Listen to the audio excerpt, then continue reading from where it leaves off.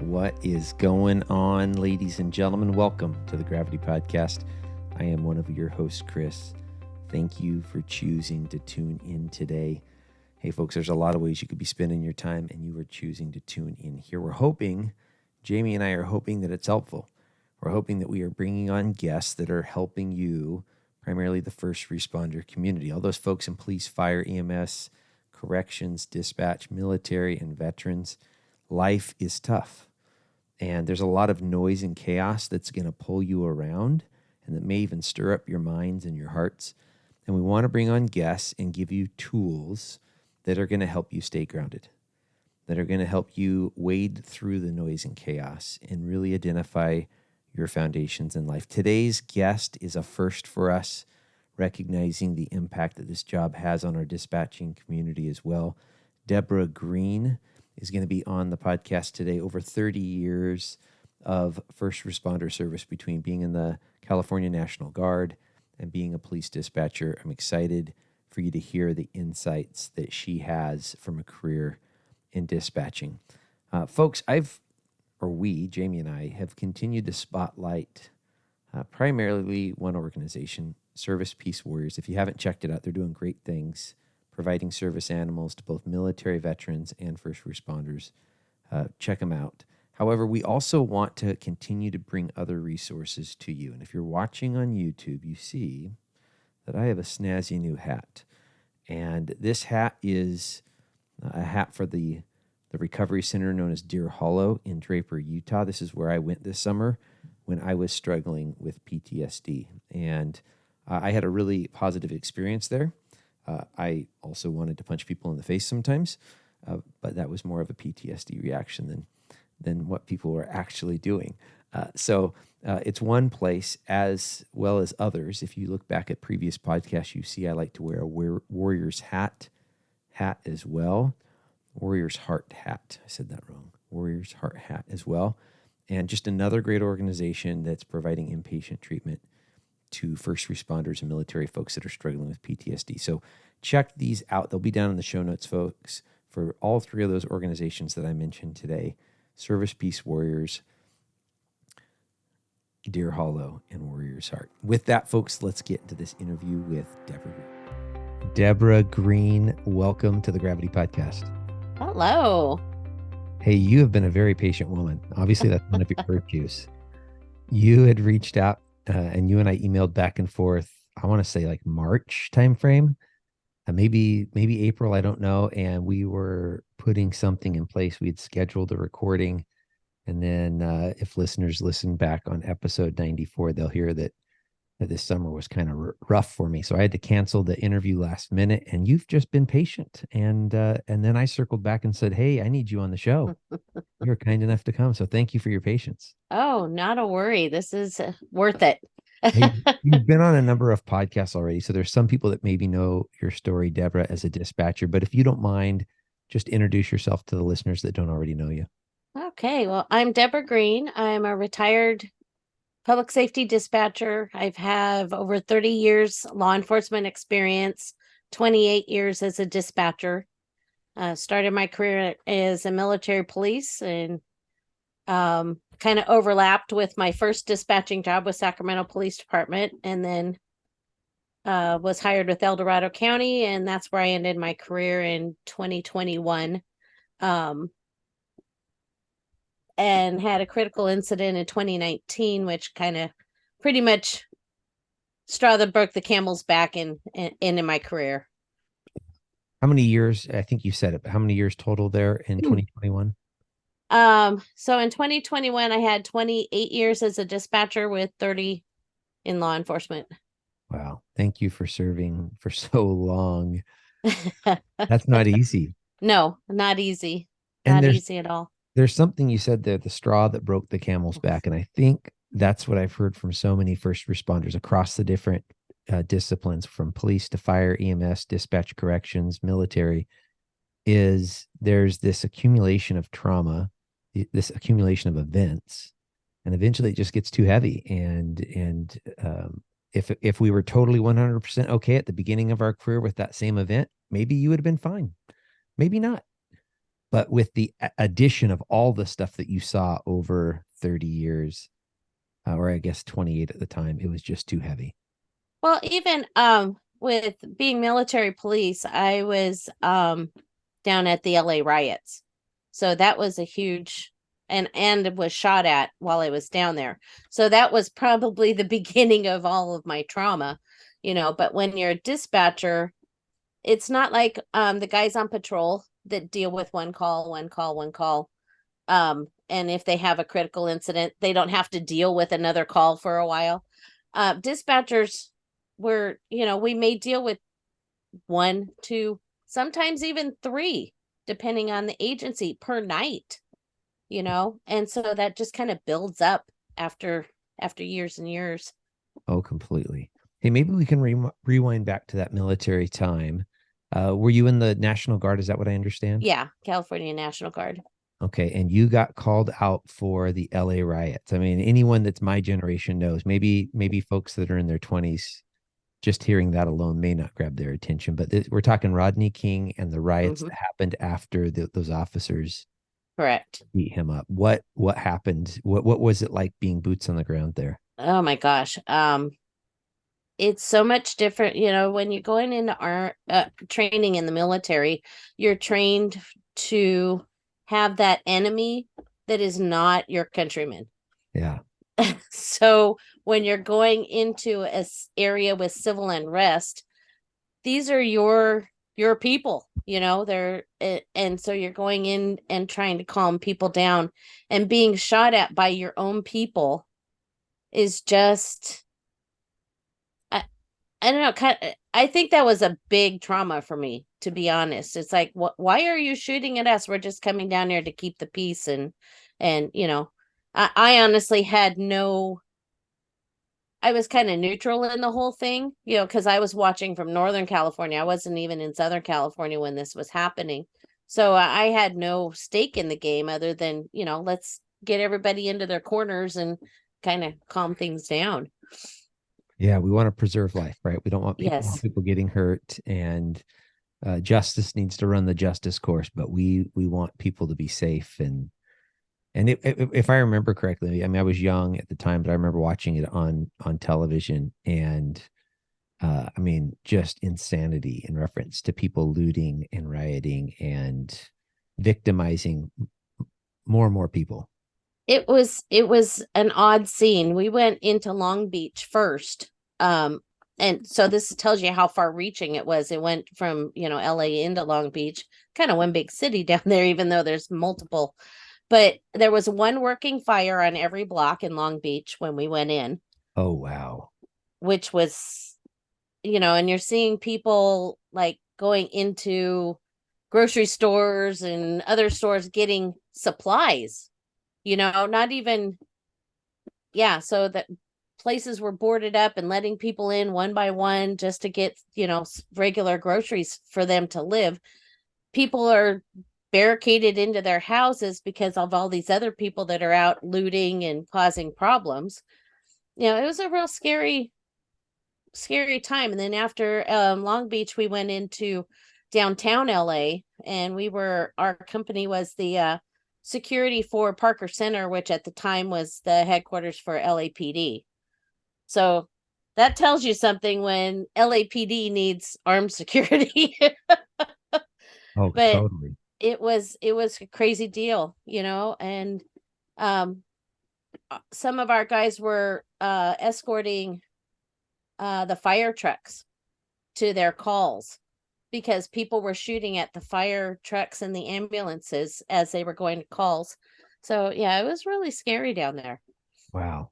You said that this was the beginning of your trauma. I mean, totally, right? I mean, like, getting shot at is, by anybody, whether you're deployed overseas or whether you're here in the United States, that is going to be traumatic.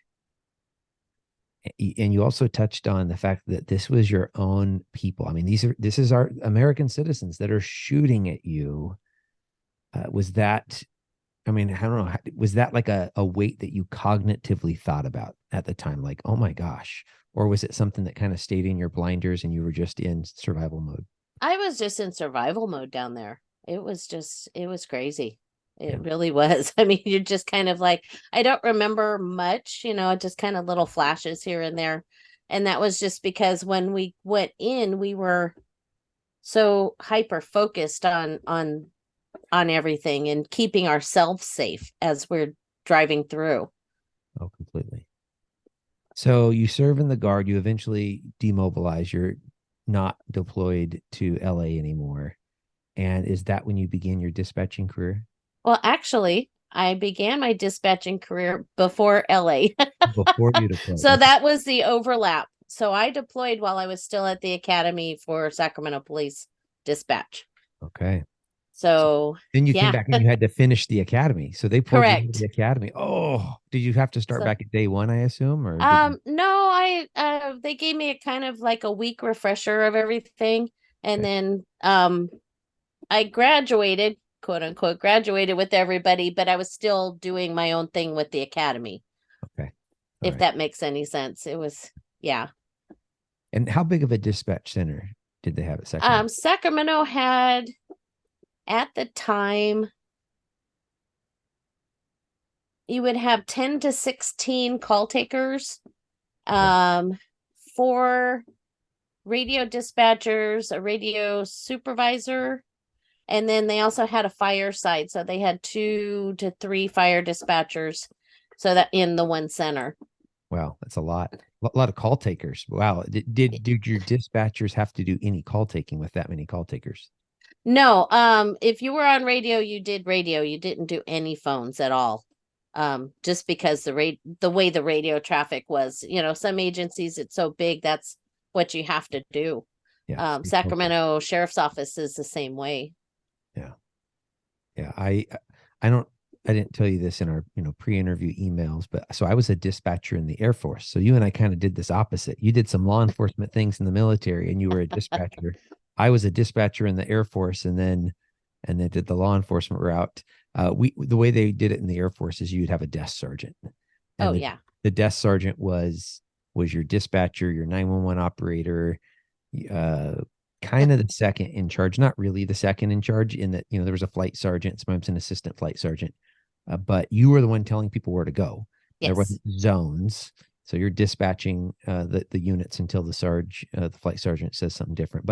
But an entire year in Korea of being a desk sergeant equated to probably about 5 minutes of your time at Sacramento. I'm not joking because I can believe it. it was the Air Force. So Friday nights got a little hairy with people drinking too much alcohol at the NCO club. But short of that, or a in-flight emergency with an F-16 or something like that, short of that, it was a pretty peaceful year being an Air Force dispatcher. So, how long were you at Sacramento for? At Sacramento before you moved on to your I next? was there for 11 months and got released on probation, just because I wasn't fast enough for that department. But Yeah. they gave me excellent recommendations for a smaller department. Yes. And that's when I went to El Dorado, much smaller.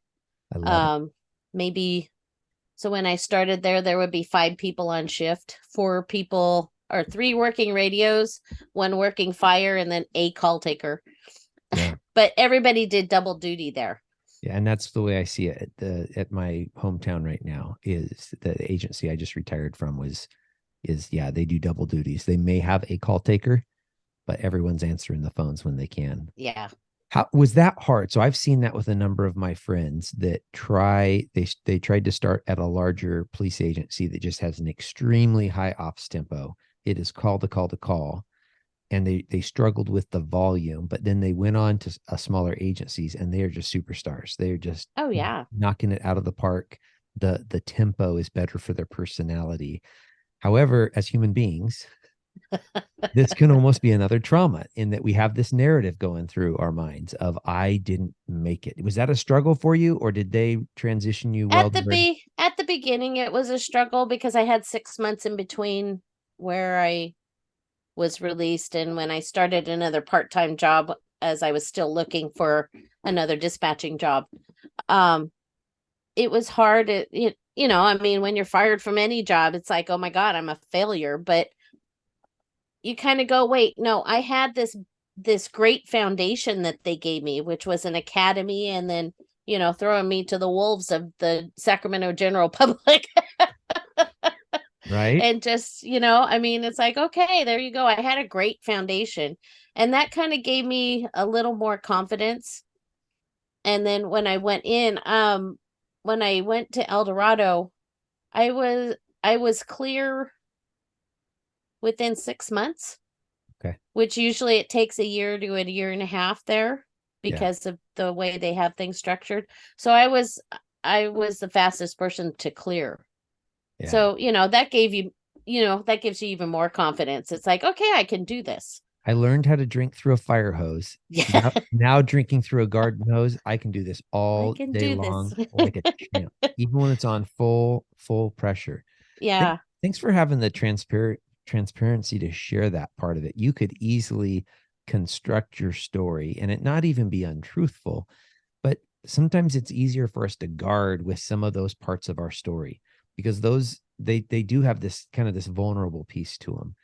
And I know from my own friends that they've walked that path, that they got released from an agency and now I had one of my friends, he was struggling for I think about a year, like what was wrong with me. And I loved it because eventually he tested with another agency that just has a different ops tempo, and he has done amazing there. And I just love seeing him be successful because we need great police officers, dispatchers, corrections officers, Oh, firefighter. absolutely. We need great folks in these disciplines, but our personalities are different. It's not right or wrong. You put that high ops tempo person in a Mayberry and they're going to piss everyone off by writing tickets to everyone. It's like, Oh, whoa, take a breath and slow down. You're in a small town now. We don't hammer our citizens here. We can get an awful lot done with verbal warnings and our oh press. yeah. So tell me about showing up at El Dorado, right? El Dorado. Dorado. I knew I was getting Oh it. my gosh, you guys, Midwest cracks me up. So El Dorado, tell me about your experience there. Um, it was really good. I really liked the job. When I started there, we did Sheriff's Department, Placerville Police Department, and County Fire. Okay. So we were combined, and we weren't with an agency. We were with the county. We were our own department in the county. Yeah. Then as we go along, as we're going along, we lost fire to Cal Fire, so they did their own dispatch. And then we were down to Sheriff's Department in Placerville. And then in 2000, Placerville left and had their own. So we were just us, two radios and call takers. But we also after hours did Department of Transportation and Animal Control, and we were the Forest Service dispatchers after hours Okay. for U.S. Forest Service. So, we had a lot of different things going on because we were a rural county. Yeah. And it was a lot of fun. What's the relationship like? So I've seen really great relationships between dispatch centers and their officers. I don't know from a fire perspective, obviously, because I'm just not a firefighter. I've also seen it to where we get pissy with each other. We have that voice inflection like dispatch. It's like, hello, I have a call in my ear of someone on 911 and I'm trying to do both, but it's kind of hard. What was it like at El Dorado? I don't want to mess this up Dorado. twice. El No. Dorado. What was it like at El Dorado? It was good. When I first started though, it was kind of an us versus them. Yeah. Just because we were our own department and it was, but as time went on, I kind of helped change that because these are the guys that we're sending to the calls, and we have to work with them on the radio. So why not get to know them as people? Yeah. This guy that's pissing you off over here, that's doing the 15 traffic stops the first hour that he's out from briefing. Hey, why don't you talk to him and see why he's doing that? Maybe, ask him to do things a little differently so that, you're not getting so mad because of that, and so we, and also helped, our last year that I was there, we got a new building. So we were in the actual building, for the department. Before we were in a separate building from the main sheriff's office. So that made it a little more difficult. But this time we were upstairs and everybody would come up and and sit and say hi, and it was a lot easier. Deborah, what you just said is a very simple a very simple um, concept, but it's hard for us to do sometimes. Let's just build relationships with each other. Yeah. Right. It get to know each other. Mhm. When it's just that jerk on the other side of the radio or that effing dispatcher or whatever else, then we can get into that us and them. But when we recognize, hey, this other human being has an important role to play in the whole community safety thing we're doing, and you Mhm. get to know each other, compassion comes to the table and empathy comes to the table. And like you Oh just, yeah. maybe that conversation of, wow, you really get after it right at the beginning of shift.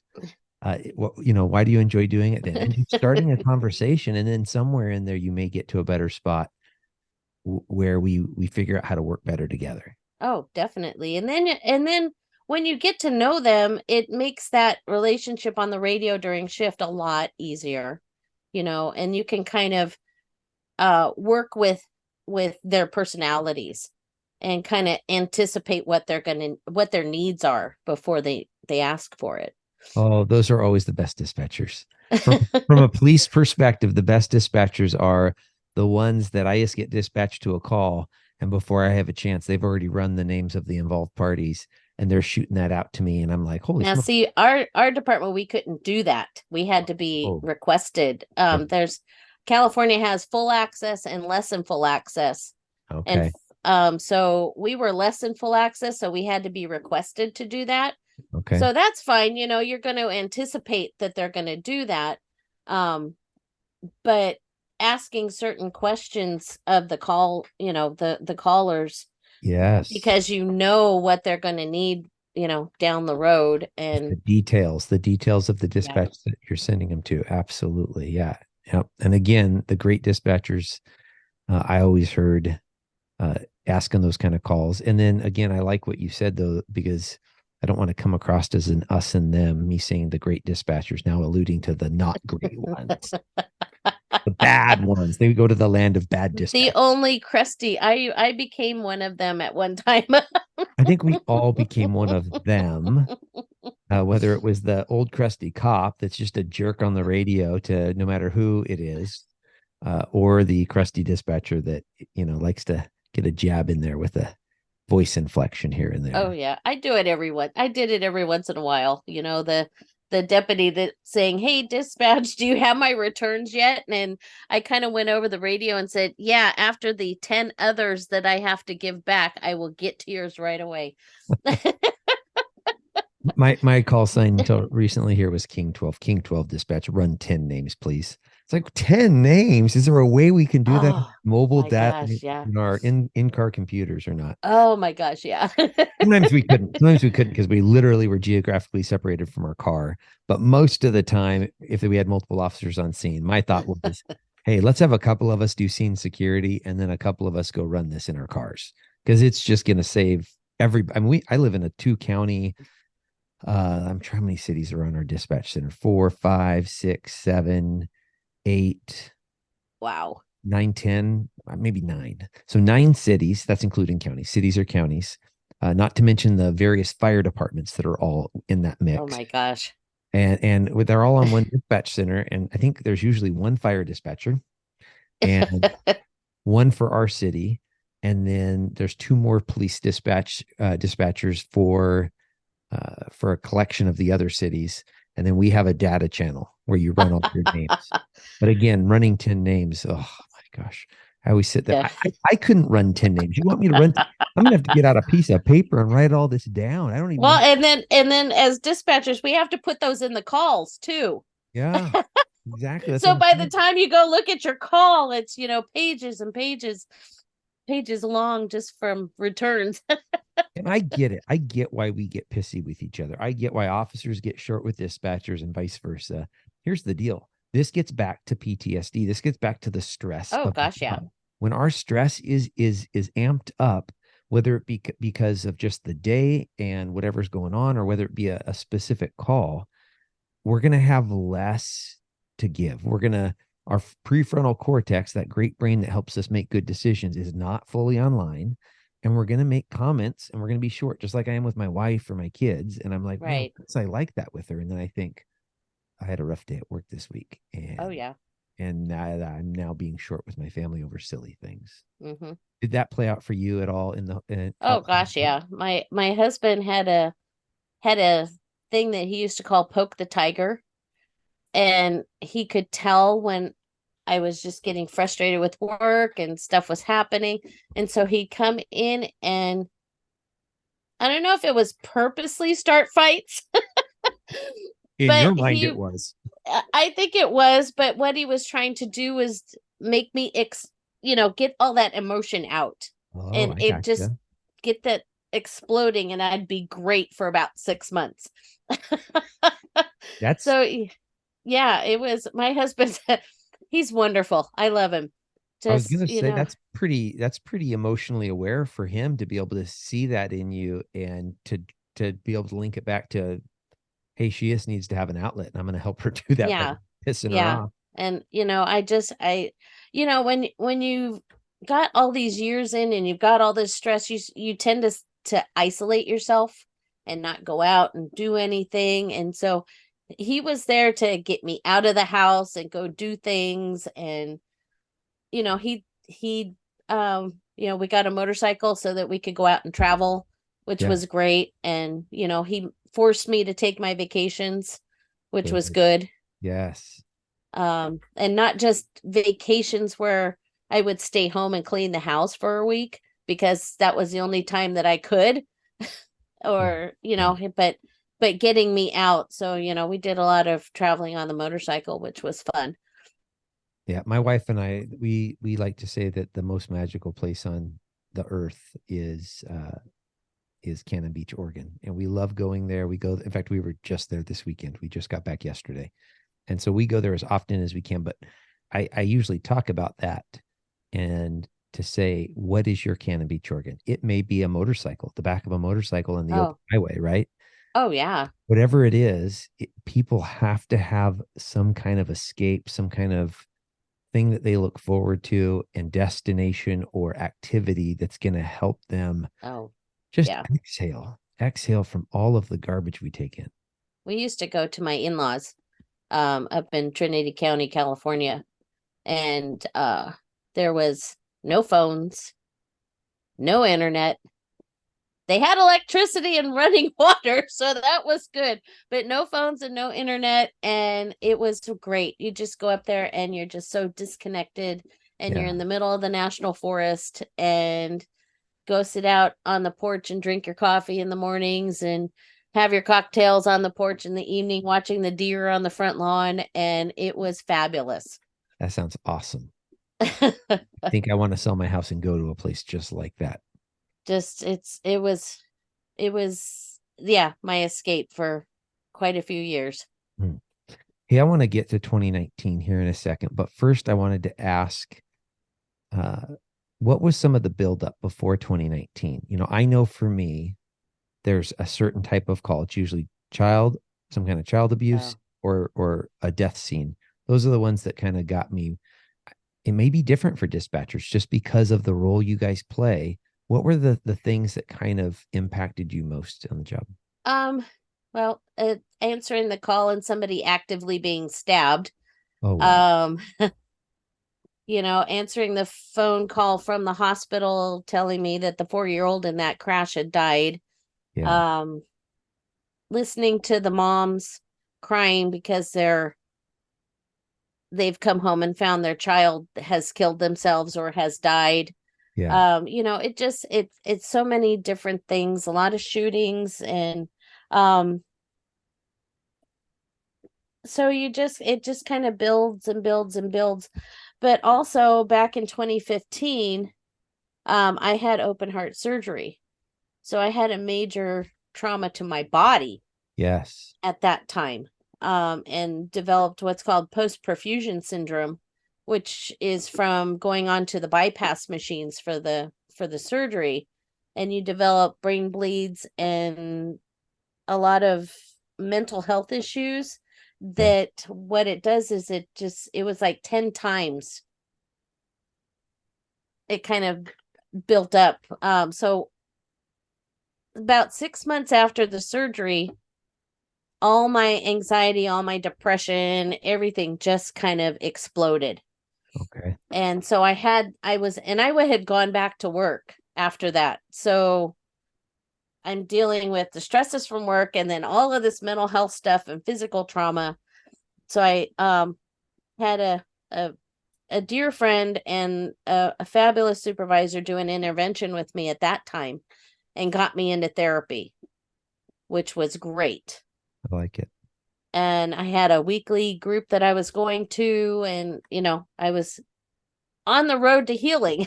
And then in early of 2019, they stopped the support group, so I had to go to every 6 weeks going and seeing my therapist, but I was going to see the therapist. So yeah, you just have all of this built up, and so I'm kind of dealing with all of that along with the job stress. So Completely. And that's the reality for all of us, right? Is we're complex human beings. It's not simple, just job, just home, right. just physical ailments. We're complex human beings. And so there's a lot of things that are coming into play and that play off each other that impact us differently. Yeah. And that's one thing I like folks to hear and understand is whether you're a dispatcher, a firefighter, a police officer, if something bothers you and you're looking at your partners to your right and to your left and it's not bothering them, that's normal. Or maybe it is bothering them and they're just not telling you. Either way, it's normal for something to impact you and bother you. And maybe for it doesn't bother me this time. And next time it's going to be vice versa. Mm-hmm.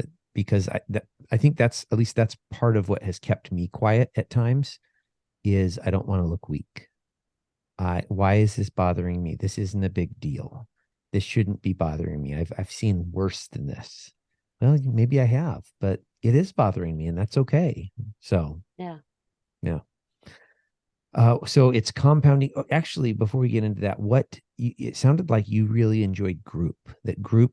Oh my gosh, it was wonderful. What was powerful about group versus a one-on-one therapy session?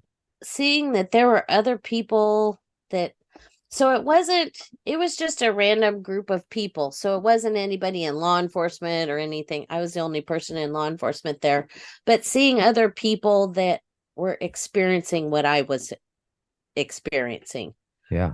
Depression, anxiety, having the same kind of troubles I did. And I developed a few friendships out of there, but it's just knowing that there's other people really helped. Yes. Rather than that one-on-one, you don't know who else is, and that's one thing why I like talking about it, because it's, I want people to know you're not alone. Yes. And that's the struggle. That's the darkness is, mm-hmm. I'm alone. I'm broken. There's something wrong with me. No, there's not something wrong with you. This is a normal human response to the not normal stuff that we hear and see as first responders. And you're going to be okay. I want you to hear that you're going to be okay. And there's a lot of great therapies and folks out there that can help you. Absolutely. I like what you said there, though, that the power in group, hearing that you're not alone in this. I agree with you. I didn't think I was going to like group therapy. I'd never tried group therapy until this summer when I went to an inpatient facility. And now I'm in group sessions. And the power of the work that we did in group was nothing short of remarkable. Well, and also helping out the other person too, saying, okay, I went and dealt, I was in that same situation, and this is what the tools I use to help myself, so you're also helping at the same time. Yeah, which is what we all want to do. That's why we're in these professions, is because we're helpers, right? Exactly. So that's 2015, 2016 timeframe? Yeah, that's when I had the surgery and went into therapy, which, it's pretty good. I took a lot of classes too. Depression. I have Kaiser Permanente. I don't know if you're familiar with them. It's a HMO here in California and Washington, Oregon. And so They have a lot of classes that they offer. So I took depression classes, anxiety classes, how to deal with stress at work, trauma classes. I mean, I'm still take classes whenever I can. Luckily, they're online now, so that makes it even better. And it just to learn those tools and how to help yourself using those tools. And Deborah, what you just said there was powerful, because here's the thing. We can have well-intentioned, good-hearted supervisors. We could have the best organization in the world, but at the end of the day, you got to do the work. Oh gosh, yeah. There is no magic pill. There is no magic fairy wand to help us get better. Mm-hmm. It's just like if I jack up my knee, the physical therapist cannot heal my knee. He or she can walk me through it. They can give me the exercises. They can push me, but I have to do the work.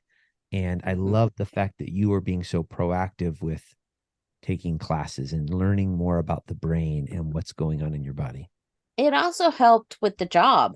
I was able to, you get those people that call that maybe they're not suicidal, but they're having issues, and being able to talk that person out of a panic attack. Yes. Using your own tools because you use them to calm yourself out of a panic attack. Yes. So, it translated to the job too, which was good. Yeah, completely. I love it. So let's move forward. 2019, there was a big call. Big call. Can you share? I know this is a tough one, but can you share it with us? Yeah, we just celebrated the 4-year anniversary too. So, so in October 23rd, well, the night of 22nd, morning of the 23rd, we had a call that I dispatched. It was a suspicious subject in a marijuana grow. And here in California, we can have up to so many plants per person in the backyard and whatnot. So what we thought, it was like kind of a routine call, but not really. You're kind of more on alert in those kind of calls.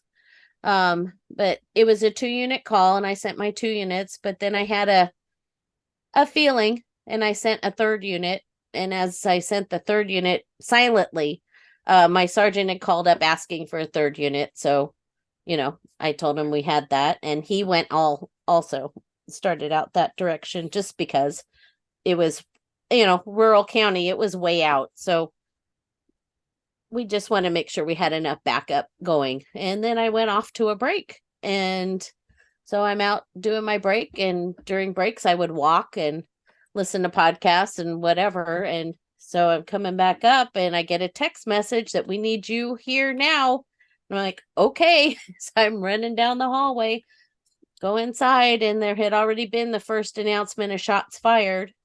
So I, sat down and listened for a couple seconds, and then took my calls back over because I was working the radio that night, and had a couple more transmissions where you could hear the shots being fired in the background. And we lost communication with one of our deputies, and come to find out he had been shot and killed out there in the field. And so I still had a job to do. I didn't realize he was deceased right away. So you're still trying to keep everybody safe and get as much, backup and all of that. When you have a call like this, you kind of get I asked everybody, just get me the world, send the world. I need everybody. So, highway patrol, Placerville Police Department, all the deputies in the county. We were pulling from Tahoe. We were pulling from Amador County, which was south of us, Sacramento County. So, we were getting a lot of people out there. We had air support coming in. Plus, we're calling everybody out, SWAT team, detectives, everybody's coming out. And I just, for about an hour, I've got SWAT going and all of that. And then we get a phone call from the hospital our deputy was, they were able to extract him and get him to the hospital. So I put that, you put that out of your mind. He's going to the hospital. He'll be fine.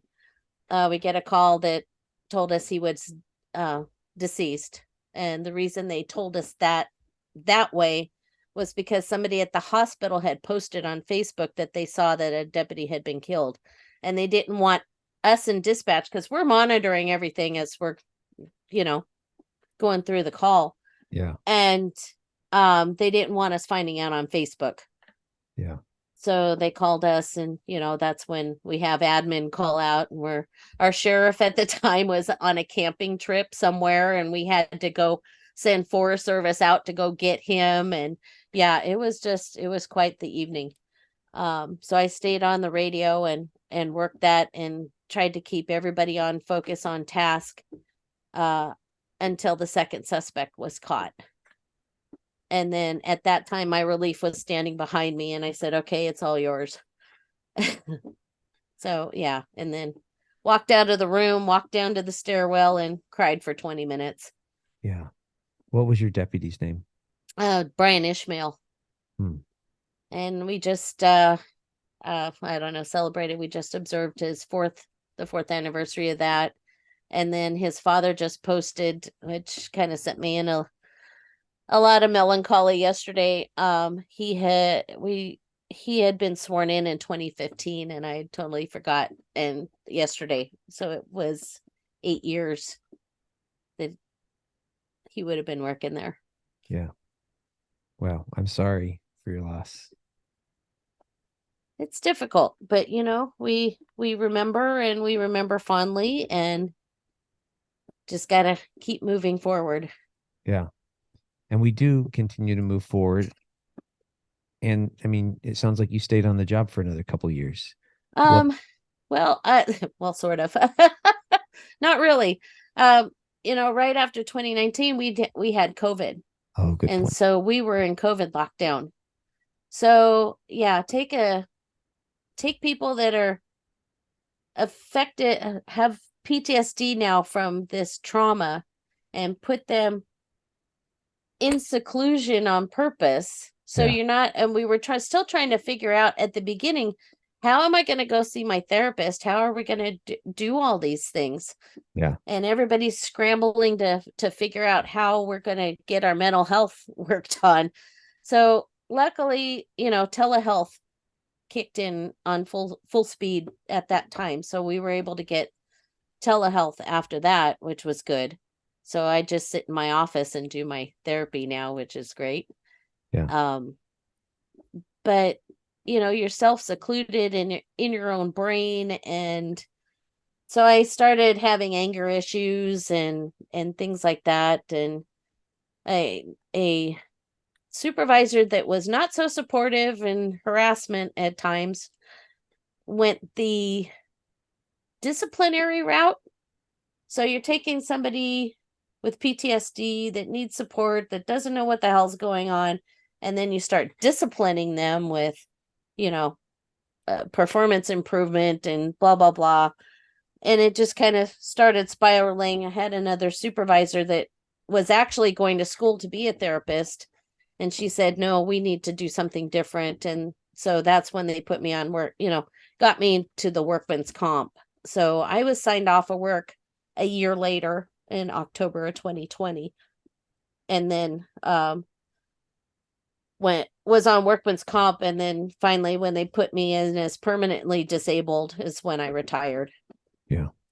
What were some of those symptoms that were coming up? I mean, you've kind of, gosh. yeah. What did that look like, whether it be at work or at home? I mean, just, you don't expect things. So like a location would pop up, and it would just, I would cry. Yes. You'd see, we had a couple calls at that same location afterwards. And I'd see it pop up, and you're on that ultra high, super focused, and you become, and coming down from that, it's a lot of anxiety, and then you go into that depression and grief. And so you got grief going on, you've got anger issues going on, you're crying at everything, and it, it was ugly. It was really ugly. I'm sorry to say. What was ugly, and I obviously don't want to put words in your mouth, so I'm going to speak from my experience. Um, it is agonizing. These body sensations that you're reliving. I didn't realize that that's a flashback. I've had therapists ask me, "Do you have flashbacks?" I'm like, no, I don't have flashbacks. I never have a delusion that I'm not here. And finally, I had a therapist who unpacked that a little bit with me. And she had me describe the body sensations that I'm having when I get triggered by some of these memories. And she goes, Chris, that's a flashback. So I'm not a mental health professional. So all of you listening, I'm not diagnosing you. I'm merely telling you what my people with letters after their name have told me. That's a flashback when your body goes back into that stress response over a smell, over an address, over a sound, over whatever. Yes. That's you having a flashback, and it sucks. It's awful. And then you have the consequence. At least this is what I thought I just heard you say, Deborah. It's not just in that moment. Now you have this cycle that happens maybe hours, days after that event, where you're having to try to get back on your feet and just try to feel normal or some version of normal. Yes. Yeah. It's very hard to do. Yeah. At what point did you realize in that? Because I mean, you'd already been in therapy. It sounds like you were trying to connect with the telehealth. At what point did you realize this is bigger than it was back in 2015? I really didn't realize it. I needed to have that person tell me, there's something wrong with you. Yeah. And it's like, well, I know something's wrong with me, and I'm doing what I'm supposed to do. I'm calling my therapist and I'm making appointments and all of this. And no, there's something more. You've got to concentrate on this and get more intensive help. Yeah. So. Yeah. And here's the deal. Something is wrong with us if we have post-traumatic stress, whether it's diagnosable as a disorder or not, doesn't really matter. There's something wrong with us. We have an injury, right? Just like Yes. if I broke my leg and I have a bone sticking out of it, there's something wrong with me. Now, I don't think we usually think of it as there's something wrong with you, air quotes intended for all the YouTube watchers. But you have an injury. Something's not working right. Yes. And there's so much brain science out there in reference to how literally our brain, the structures of our brain changes due to these post-traumatic stress disorder injuries that, you have an injury and you're going to need to do some serious stuff to heal up. Yes. What did that healing process look like for you? Oh my, it's been a long road. The workman's comp psychiatrist started me on CBT. Cognitive behavioral therapy. And for me, it wasn't working. I'm talking to this person, and, we're on telehealth because I can't be in their office. So it's just, I'm too much in my own head, and I'm not getting where I need to be. Our peer support at the department got me a scholarship to go to a trauma retreat. And so that December 2020, I went to a trauma retreat which also included horse therapy. Oh, yes. Which was fabulous. But I was also introduced to brain spotting there, which is similar to EMDR. Okay. And I had an hour of brain spotting. And let me tell you what, that helped so much for a month. I felt so good afterwards. I mean, even though I was one of the people that was there called it ugly crying. He goes, I was ugly crying in her office. And I went, so was I. But oh my God, I felt so good afterwards. Yes. Oh, pardon me. And I've seen her one other time, but she's not in my HMO. Okay. So I would have to pay out of pocket for her, which she's $200 an hour. Yeah. Well worth it, but she's $200 an hour, which I just can't quite afford right now. Yeah. But I do recommend that people try all sorts of different therapies to see what works for them. Yes. EMDR is fabulous. Brain spotting is really good. There's a new one out, ACT, but I can't remember what that stands for. And then there's also the ganglion block, which is out there. Yes. CBT. For those that partake that are retired, I am on CBD and CBN. Um, so I cannot work for a department ever again. You know what? I literally had a Marine reach out to me, and he's someone that I knew from policing as well. And he's no longer a police officer, but he told me of microdosing mushrooms, and it just what it did for him was remarkable. And when I first heard about this, probably about a year ago, what I heard as people explained it was people sitting around getting high using dope. And I reached out to a friend of mine, Dr. Shauna Springer, and she's an expert on PTSD, done a lot of work at the VA. And she said, Chris, it's not getting high. No. Microdosing is a totally different game, whether it's with ketamine, mushrooms, marijuana. There's a number Yep. of different ways for people to microdose, and it is having some breakthroughs for folks. And so it has really changed my mindset Mm-hmm. in I want everything in the toolbox, Yes. all of this stuff in my toolbox, and I may need to use any of the stuff. I'm not going to use it all at the same time because that would just Oh gosh, no. that'd be overwhelming. But I'm going to use, whether it be the modality, like you said, cognitive behavioral therapy. I recently did something called IFS, internal family systems. And at first I was like, okay, this is crazy, witchcraft. And then I leaned into it and it has been very effective for me. And so there's just a lot of different ways out there, and we're all complex human beings. So let's continue to try stuff until we find that thing that really connects. Exactly. Exactly. And the marijuana that I've been, well, I guess I take gummies because I can't smoke. Yeah. But it's still microdose. I get like 1.25 milligrams of THC and Yeah. CBN and CBD, but it has taken my dreams from an 11 down to about a 2. And that right there is darn near a miracle. When you go from an 11 to a 2, that is a huge shift. It's fabulous. I know I dream at night, but I don't remember them. They're not vivid. Yeah. Before that was just, how did I explain it? Dreams that kept me awake. Yeah. I would wake up and go, what the heck was this? And, so it's taken it down. Plus I was diagnosed with sleep apnea. So I started on a CPAP machine also.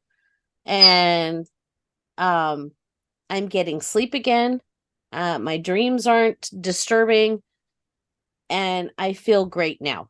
And, it's just that slow process of finding what's working for me. And I feel a lot better. And being off the job helps too. Yeah. Not continuing to take in that trauma Exactly.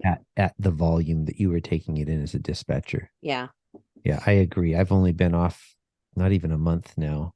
Well, really, I've been off for 4 months because I went out the end of June, and it makes a difference. I still have those reactions like you were describing, driving around the city. I've had some really strong reactions, and I don't like it. I don't like the way I feel. I don't like how short I get with my family during those times. Thankfully, I have an amazing wife, like you have an amazing husband, and she sees it in me and she checks in. What's going on, babe? Yeah. And sometimes I know, and sometimes I don't know. Sometimes I have no clue. I just know I am jacked up right now, and I'm trying to figure out why I'm jacked up. And sometimes I can figure it out, and it's like, holy smokes, like that happened in not in my that happened in my subconscious mind. I saw something and I started reacting to it. And now my cognitive brain is trying to catch up, going, where's the fight? What do we need to do here? Exactly. And it's for me, I feel like what's going on in my skin? Like, I don't like this. And I'm being patient with it because I've seen some huge progress already in 4 months with group therapy and therapists that have been part of my team and just stopping and acknowledging and breathing. Breathing's probably one. Yeah. Breathing through it. Number one tool in the toolbox, right? Yes. Some kind of controlled Yeah. breathing. And Yeah. I'm slowly getting back. I had to cut out all my favorite shows, all the 911 shows, Chicago shows, Law and Order, cut them all completely out. Yeah. And I watch other things now. And that helps also, because when you're first away from that, you're like, okay, I still need that input. And it's like I was watching one of the shows and I heard a radio transmission in the show that just sent me into a panic attack. And I said, okay, that's it. We're done. I And can't do this. having that self-awareness, we have to have that self-awareness. We have to get curious and figure out what is activating me. Mm-hmm. In some cases, we may need to work with a competent therapist to work through those activations. In other cases, we can go, hey, I'm going to set a boundary here. I'm not going to watch that stuff anymore. Yeah. I can't watch child abuse stuff. If something is Oh, on yeah. TV and it has to do with kids, I tell my wife, turn it off or I will leave the room. And she knows. And if she really wants to watch it, I'm cool with that. I'll go find something else to do. Oh, yeah. Yeah. She enjoys her show. And I'm going to go enjoy myself doing something totally different. But I get us having that awareness first and then making those decisions so that you don't continue to get the exposure. Exactly. And then add in reasonable stuff down the line that, and be aware that, if there's something triggers you, then stop. It's kind of like being on a diet, I guess. Finding out what works for you, what doesn't. And I have so now instead of Law and Order, I watch what is that? The Animal Cops. Yeah. Yellowstone Wardens and Northwest Law or something, and it's a lot toned down. It's like, oh, okay, they're just going after the poachers and stuff. I can do this. Yeah. Hey, Deborah, I think there are a lot of folks that are struggling out there. I think it's been a rough few years in Oh general gosh, for the yeah. first responder community, the military community. And then when you add on top of that the type of stuff that we see, it's been a tough few years. If a fellow dispatcher or police officer, firefighter, military member is listening, what kind of encouragement do you have for them? They're not alone, and it's okay to go get help. It's not like it was before. You're not going to lose your job just because you're seeing a therapist. And for those of you getting into the career now that are, less than a year in, get a therapist now. Find that person that clicks with you and go in and see them every couple months.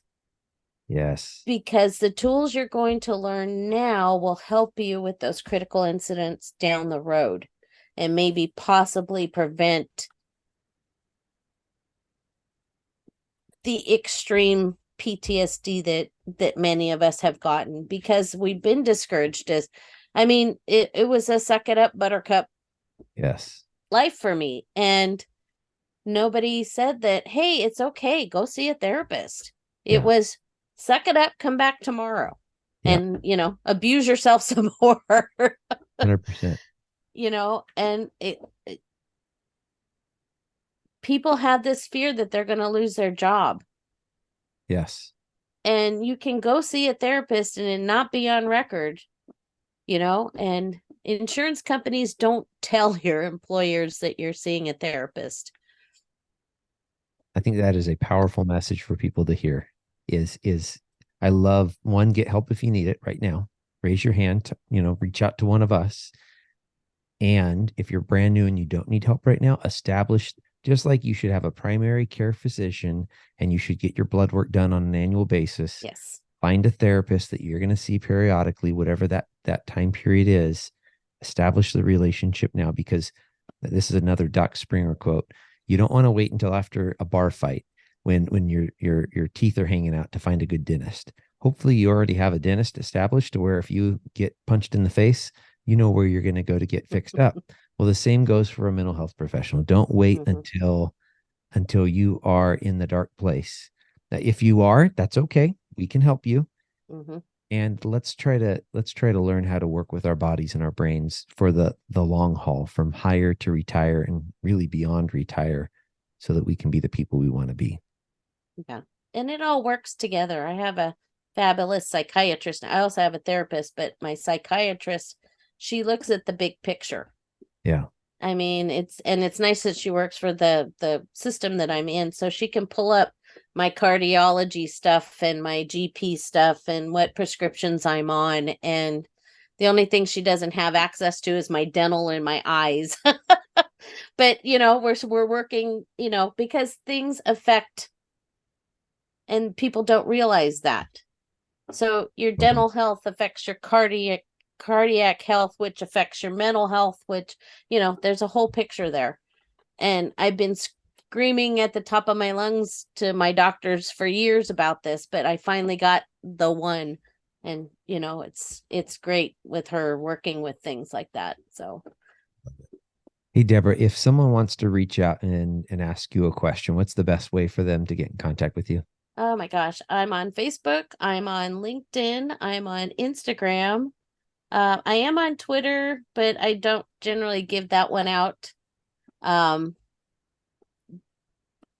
and I'm also on TikTok if anybody's on that too. I love it. But Well, yeah, so just feel free to send me a message, and I always have an ear for anybody that needs help.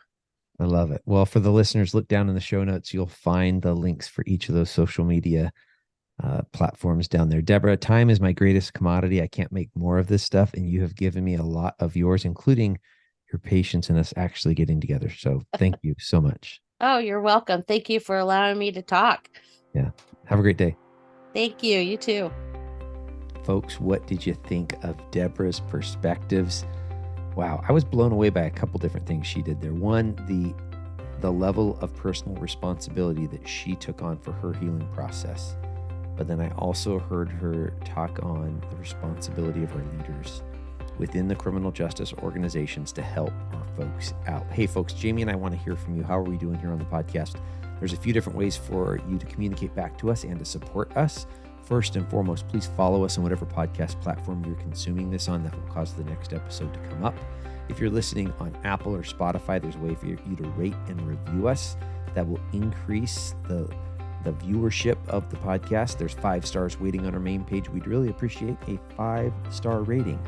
5 stars, folks, if we've earned 5 stars. If we haven't earned 5 stars, shoot me an email instead at chris@gravityct.com. Let us know how to make it better. Future Marriage Monday topics or guests for me to interview. Folks, we only get to live this life once. Let's go out and take care of the people in our tribe. Take care of each other. God bless.